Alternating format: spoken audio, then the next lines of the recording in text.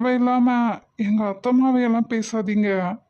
என் தங்கச்சி பண்ணதுக்கு எங்க அத்தம்மா என்ன பண்ணுவாங்க, இல்ல நாங்க தான் என்ன பண்ணுவோம்? ஓ, ஏன்டா ஈஸ்வர், எங்கேருந்து பிடிச்சி இந்த பிச்சைக்கார குடும்பத்தை? நியாய தர்மமெல்லாம் நல்லா வக்கனையாக தானே பேசுகிற. சோத்துக்கு வக்கலைனாலும் நல்லா தானே எல்லாரும் படிச்சிருக்கீங்க. புத்தி இல்லை. இல்லை, தெரியாம தான் கேட்குறேன். உங்களுக்கெல்லாம் உரைக்கவே உரைக்காதா? அப்படி என்னதான் என் பையன் உங்களை பண்ணிட்டான்? எதுக்கு என் பையனை இந்த கதிக்கு ஆளாக்குனீங்க? அம்மா, அவங்கள கேக்குறதெல்லாம் முதல்ல உனக்கு இருக்கா?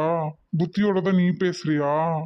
டேய், நீ வாயை மூடிட்டிங்க நிற்கிறதா இருந்தால் நில்லு, இல்லைன்னா நீ போடா முதல்ல இங்கேருந்து. நானும் வந்ததுலேருந்து பார்த்துட்டே இருக்கேன், அவங்களுக்கே வக்காலத்து வாங்கிட்டு நின்றுட்டுருக்க. உன்னை பெத்தவ நான்டா. பெத்தவன் நீயா இருக்கலாமா? ஆனா என்ன நடந்துச்சு, ஏது நடந்துச்சுன்னு முழுசா எதுவுமே தெரிஞ்சுக்காம வாய்க்கு வந்தபடியெல்லாம் பேசுற. படுத்து அங்கே நடப்படமாக கிடக்கிறது என் பிள்ளை.